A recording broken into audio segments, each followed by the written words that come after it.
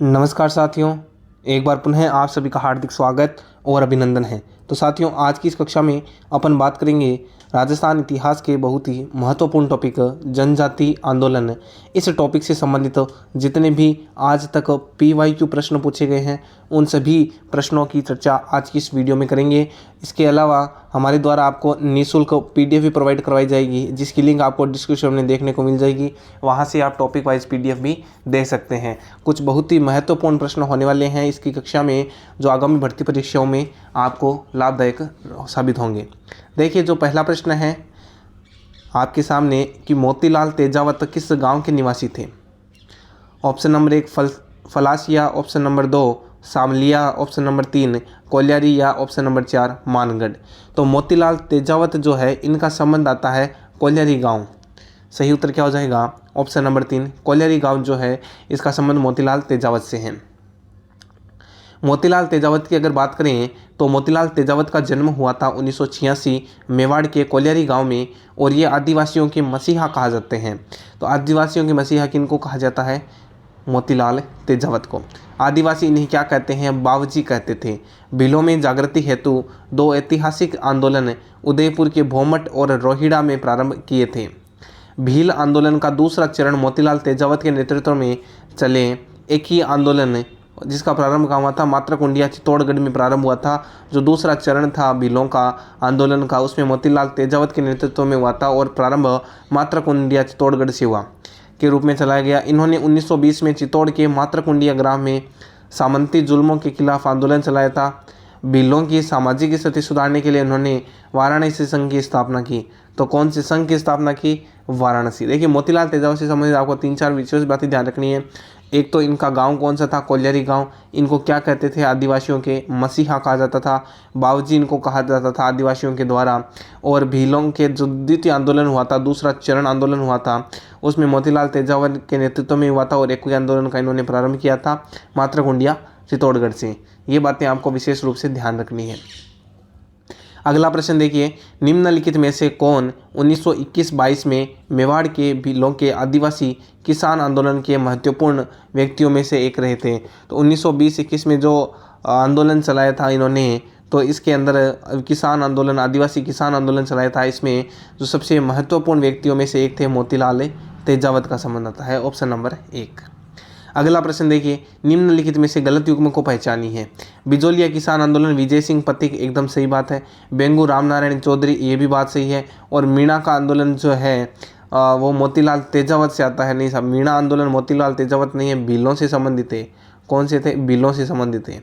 भगत आंदोलन गोविंद गुरु सिंह से, गुरु गोविंद गिरी, ये भी बात एकदम सही है। ऑप्शन नंबर 3 क्या हो जाएगा? असत्य हो जाएगा। अगला प्रश्न देखिए, राजस्थान में एक ही आंदोलन का सूत्रपात किसने किया था? ये भी बहुत बार पूछा गया प्रश्न है। आप देख सकते हैं यहाँ पर 2nd ग्रेड पशुधन सहायक, एग्रीकल्चर असिस्टेंट, वन रक्षक, जेल प्रहरी, पुलिस कांस्टेबल, यानी लगभग सभी भर्ती परीक्षाओं में इस प्रकार के प्रश्न आते हैं कि राजस्थान में एक ही आंदोलन का सूत्रपात किसने किया। Option number 1 Vijay Singh Pathik, Motilal Tejawat. एक ही आंदोलन से संबंधित है Motilal Tejawat. Option number 2 right हो जाएगा। और तीसरा ऑप्शन गोविंद गिरी था, चौथा गोपाल सिंह खरवाता, जो दोनों ही असत्य हैं। अगर बात करें मोतीलाल तेजावत से ने चित्तौड़गढ़ की राशमी तहसील के मात्रकुंडिया में मेले के अवसर पर किसानों की एक बैठक में एक ही आंदोलन की शुरुआत की थी। मात्रकुंडिया, चित्तौड़गढ़, राशमी। इस आंदोलन का उद्देश्य था सामंती शोषण का विरोध करना और आदिवासियों के बीच एकता का भाव स्थापित करना था। मोतीलाल तेजावत के नेतृत्व में चली एक ही आंदोलन भील क्षेत्र में चलाया गया। अंततः इसे भील आंदोलन के रूप में भी जाना गया था। भील क्षेत्र में चला गया और भील आंदोलन के रूप में भी इसको जाना जाता है। भीलों को अन्याय, अत्याचार, शोषण से मुक्त करने हेतु श्री मोतीलाल तेजावत ने उन्हें संगठित किया। भीलों में एकता स्थापित करने के इस अभियान को ही एक ही आंदोलन कहा जाता है। यानी भीलों में एकता स्थापित करने के लिए इस आंदोलन को एक ही आंदोलन कहा जाता है और इसका संबंध आपको मोतीलाल तेजावत से ध्यान रखना है। अगला प्रश्न देखिए, एक ही आंदोलन का मुख्य उद्देश्य क्या था? तो बुराइयों को दूर करना तो था ही था। किसानों को भारी लगान और अन्यायपूर्ण बेगार मुक्त करवाना, भीलों को साहूकारों के चंगुल से मुक्त कराना, या भील राज्य की स्थापना करने के लिए भीलों एवं गरासियों का संगठन बनाना। तो सबसे सही उत्तर हो जाएगा किसानों को भारी लगान और अन्यायपूर्ण बेगार से इनका मुक्त कराना इसका मुख्य उद्देश्य था। अगला प्रश्न देखिए, एक ही आंदोलन की शुरुआत 1921 में मोतीलाल तेजावत ने कहाँ से शुरू की थी? तो वो शुरू की थी मात्राकुंडिया राशमी तहसील चित्तौड़गढ़। अगला, मोतीलाल तेजावत को मेवाड़ में 9 वर्षों तक बिना किसी आरोप के जेल में रखा गया था। निम्नलिखित में से किसने उन्हें जेल से बाहर निकालने के लिए हस्तक्षेप किया था? तो मोतीलाल तेजावत को 9 वर्षों तक जेल में रखा गया था, उनको बाहर निकालने के लिए मणिलाल कोठारी ने हस्तक्षेप किया। महात्मा गांधी के सहयोगी मणिलाल कोठारी ने मेवाड़ सरकार से मोतीलाल तेजावत को क्षमादान दिलाने एवं उदयपुर जेल से बाहर निकालने हेतु अथक प्रयास किए थे मणिलाल कोठारी ने। अगला प्रश्न देखिए,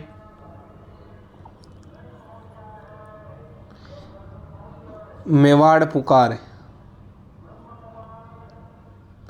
मेवाड़ पुकार की अगर बात करें तो इसमें देखिए और 4 ऑप्शन है। मोतीलाल तेजावत द्वारा तैयार 21 सूत्रीय मांग पत्र जो महाराणा मेवाड़ को प्रस्तुत किया गया था उसे मेवाड़ पुकार कहा जाता है।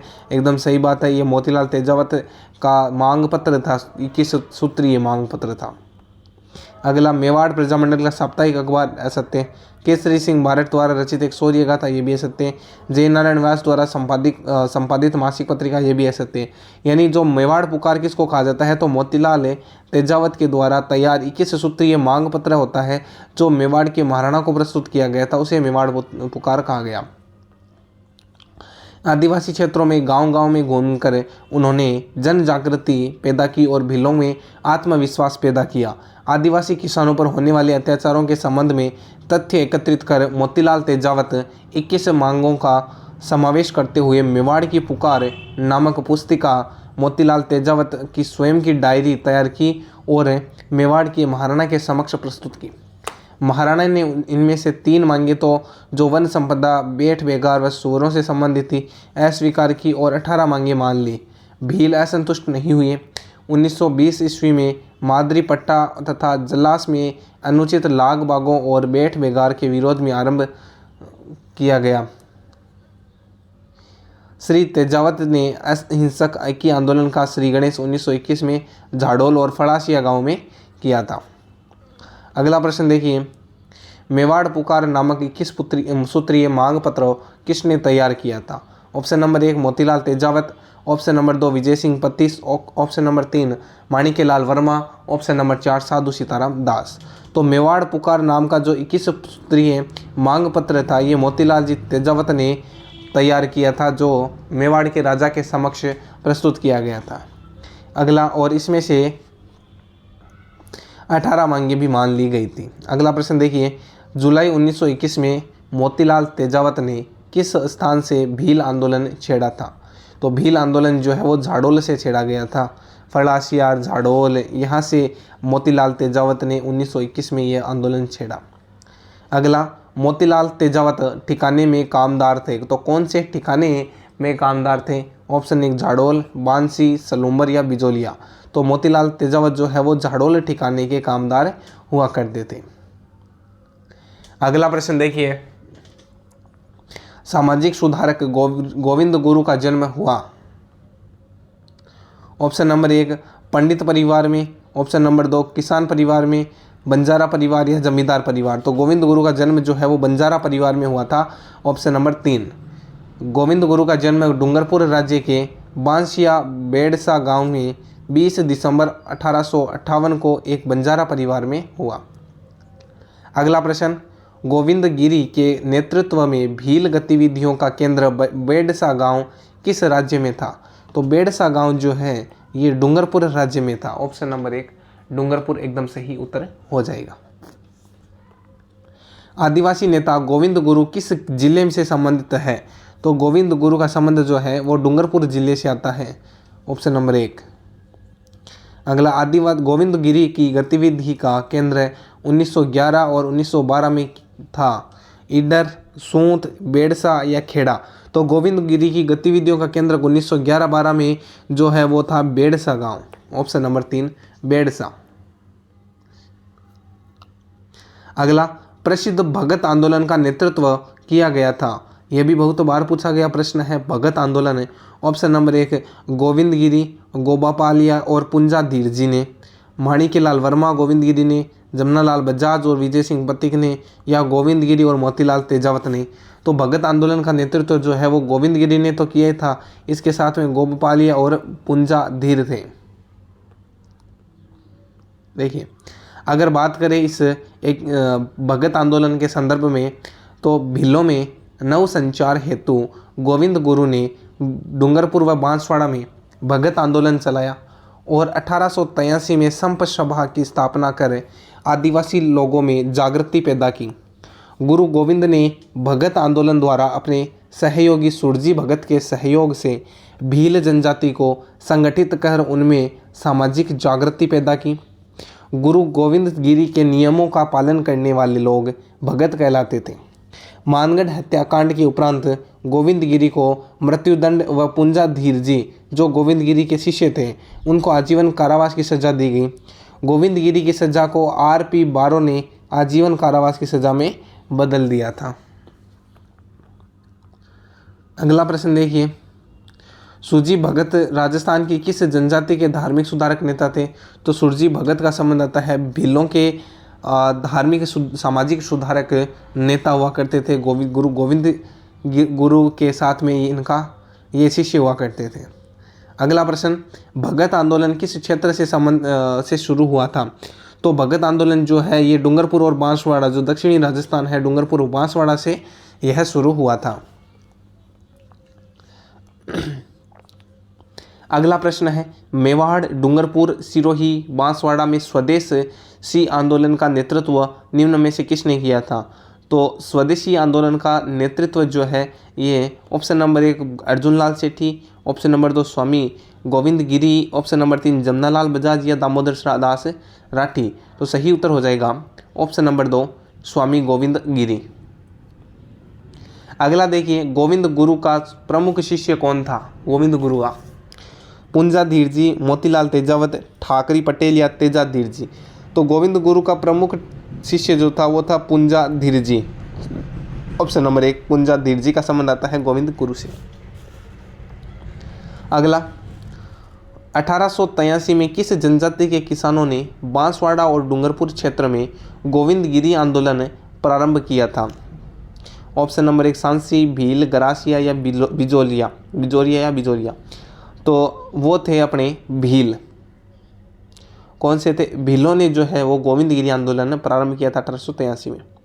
अगला प्रश्न देखिए, ये भी इम्पोर्टेंट प्रश्न है कि गोविंद गिरी के नेतृत्व में हुए भील आंदोलन को किस नाम से जाना जाता है? एकी आंदोलन, शुद्धि आंदोलन, भगत आंदोलन या जनजाति आंदोलन। तो एकी आंदोलन तो अपन ने पढ़ा था कि एकी आंदोलन जो है वो किसने किया था? मोतीलाल तेजावत से संबंधित है। किससे संबंधित है? मोतीलाल तेजावत से। तो भगत आंदोलन जो है वो गोविंद गिरी से संबंधित है। अगला, गोविंद गुरु किस आंदोलन के प्रमुख नेता थे? तो ये किस भील आंदोलन के प्रमुख नेता थे। अगला प्रश्न, निम्नलिखित में से किसने डूंगरपुर और बांसवाड़ा के भील आंदोलन का नेतृत्व किया था? तो वो थे गोविंद गिरी ने। भगत पंथ के प्रतिपादक कौन थे? भगत पंथ, ऑप्शन नंबर 1 मोतीलाल तेजावत, गोविंद गिरी, रूपाजी या विजय सिंह पथिक। तो विजय सिंह पथिक का संबंध बिजोलिया से आता है, किसानों से आता है, और गोविंद गिरी का संबंध भगत पंथ या भगत आंदोलन या भील आंदोलन से आता है, और मोतीलाल तेजावत का संबंध एकी आंदोलन से आता है। तो इस प्रश्न का सही उत्तर हो जाएगा गोविंद गिरी भगत आंदोलन के प्रतिपादक थे। अगला प्रश्न देखिए, 1883 में गोविंद गिरी ने मेवाड़, डूंगरपुर, गुजरात, मालवा के भील और गरासिया जाति के लोगों को संगठित करने के लिए किस सभा की स्थापना की थी? तो ये भी बहुत बार पूछा गया है। तो 1883 में किस सभा की स्थापना की थी गोविंद गिरी ने? तो वो सभा थी संप सभा का संबंध भी गोविंद गिरी से आता है। अगला, भील एवं गरासियों को एकत्रित करने के लिए संप सभा की स्थापना किसने की थी? तो वो की थी गोविंद गिरी ने। Option number 3। भील सेवा मंडल की स्थापना किसने की थी? भील सेवा मंडल, option number 1 Govind Guru, option number 2 Motilal Tejawat, D.K. Curve या A.V. ठक्कर। तो भील सेवा मंडल की स्थापना जो है वो A.V. ठक्कर ने की। अमृतलाल 1922 अमृतलाल विठल दास ठक्कर बापा ने भीलों की स्थिति सुधारने के लिए भील सेवा मंडल की स्थापना की। ठक्कर बापा ने ही इन जनजातियों को आदिवासी नाम दिया था।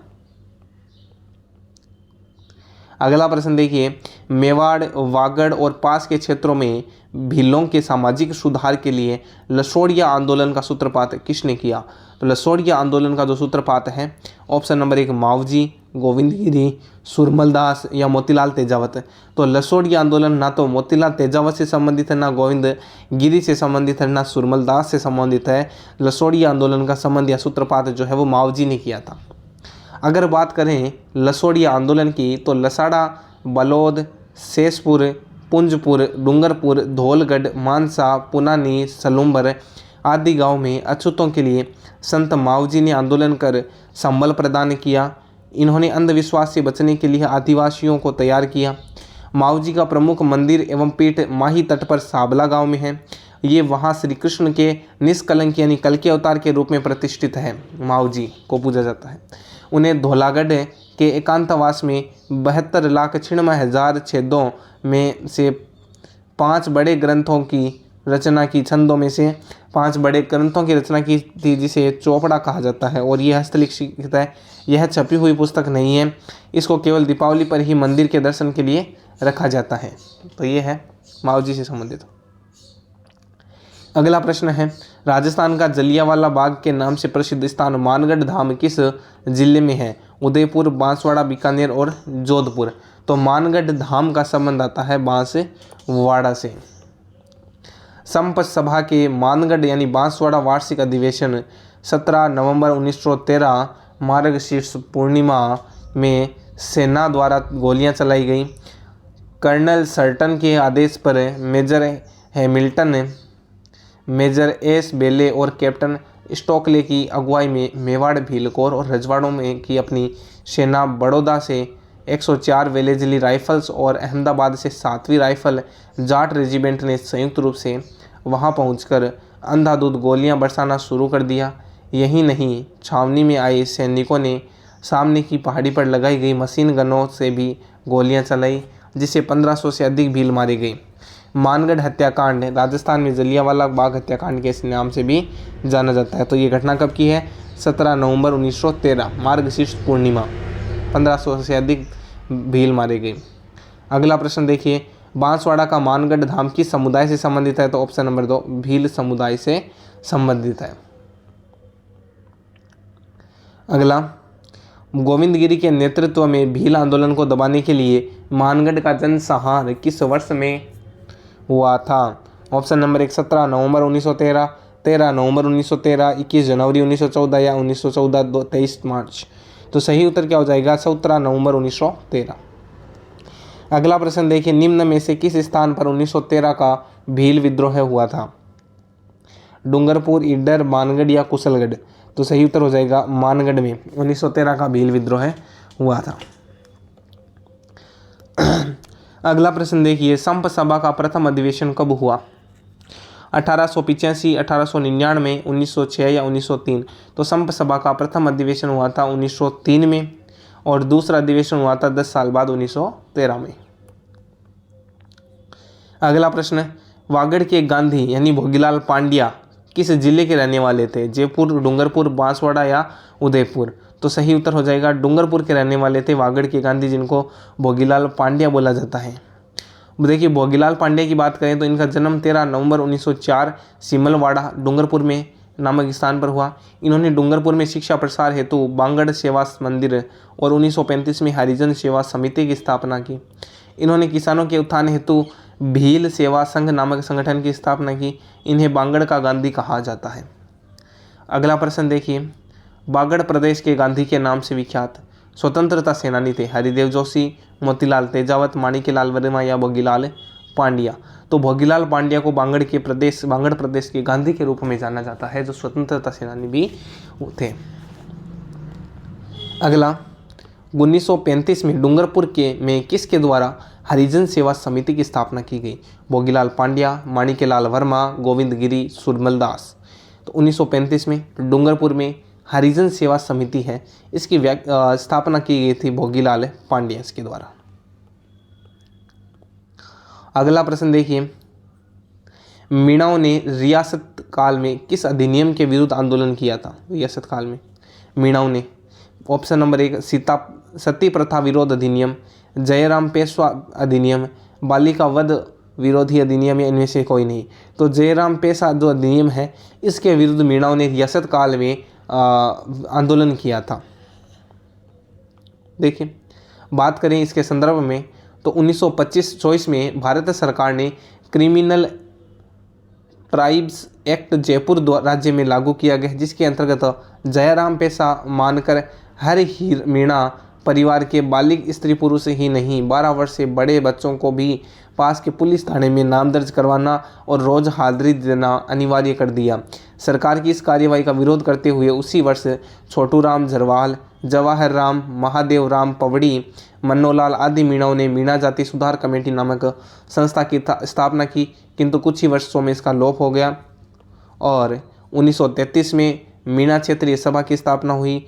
अप्रैल 1944 में जैन मुनि मगन सागर जी के सभापतित्व में मीणाओं का एक वृहद सम्मेलन नीम का थाना में हुआ। इस सम्मेलन में जयपुर राज्य मीणा सुधार समिति नामक संस्था की स्थापना की गई, जिसके अध्यक्ष थे बंशीधर शर्मा, मंत्री राजेंद्र कुमार अजय एवं संयुक्त मंत्री लक्ष्मी नारायण झरवाल। यह सम्मेलन मीणा जनजाति के इतिहास में मील का पत्थर साबित हुआ। 31 दिसंबर 1945 को अखिल भारतीय देसी राज्य लोक परिषद का उदयपुर में सम्मेलन हुआ।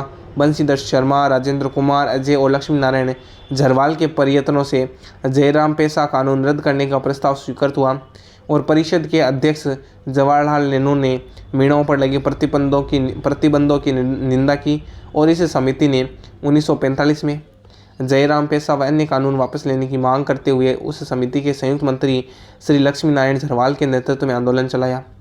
जुलाई 1946 में स्त्रियों एवं बच्चों को पुलिस में उपस्थिति देने से मुक्त कर दिया। बाद में कभी भी अपराध नहीं करने वाली मीणाओं को इस कानून के तहत रजिस्टर में नाम दर्ज करवाने में सरकार ने छूट दी। अंततः 4 मई 1946 को रियासत की सरकार द्वारा यह कानून रद्द कर दिया गया और मीणाओं के लगातार प्रयत्न करने पर 1952 में जयराम पेशा संबंधी काला कानून पूर्णतः रद्द हुआ था।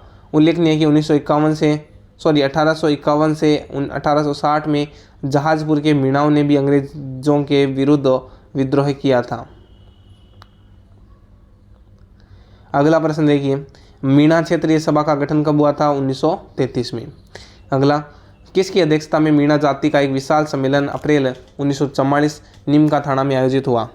शांतिलाल जी महाराज, मगन सागर महाराज, हीरालाल शास्त्री या शोभालाल गुप्ता।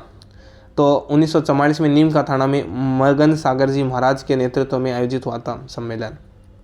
अगला, शोभालाल गुप्ता द्वारा किस स्थान पर हरिजन एवं भीलों के विकास हेतु एक आश्रम की स्थापना की गई? तो वो स्थापना हुई थी सागवाड़ा में। शोभालाल गुप्ता ने सागवाड़ा में हरिजन और भीलों के विकास हेतु एक आश्रम की स्थापना की। अगला प्रश्न देखिए, भगत आंदोलन शीर्षक के नाम से पुस्तक के लेखक हैं GN शर्मा, VK वशिष्ठ, रीमा हुज्जा या पेमाराम। तो भगत आंदोलन शीर्षक के नाम से पुस्तक के लेखक है VK वशिष्ठ। भगत आंदोलन जो है दक्षिणी राजस्थान में भीलों के सांस्कृतिक परिवर्तन का एक अध्ययन नामक पुस्तक 1997 में विजय कुमार वशिष्ठ द्वारा लिखी गई। अगला प्रश्न देखिए, मेवाड़ में 1881 का भील विद्रोह कहाँ से शुरू हुआ था? वो हुआ था बारापाल से। देखिए, क्या आप जानते हैं मामा बालेश्वर दयाल 10 मार्च 1905 को जन्मे मामा बालेश्वर दयाल सामाजिक कार्यकर्ता के रूप में प्रसिद्ध हैं। इन्होंने भील जनजाति विशेषकर राजस्थान और मध्य प्रदेश के लोगों के साथ काम किया। इसके लिए इन्होंने जल जंगल और जमीन आंदोलन चलाया था। जय जय जय जल जंगल जमीन आंदोलन मामा बालेश्वर दयाल ने चलाया था। साथियों, आज के लिए इतना ही। मिलते हैं नेक्स्ट क्लास में नेक्स्ट टॉपिक के साथ। तब तक के लिए जय हिंद, जय भारत।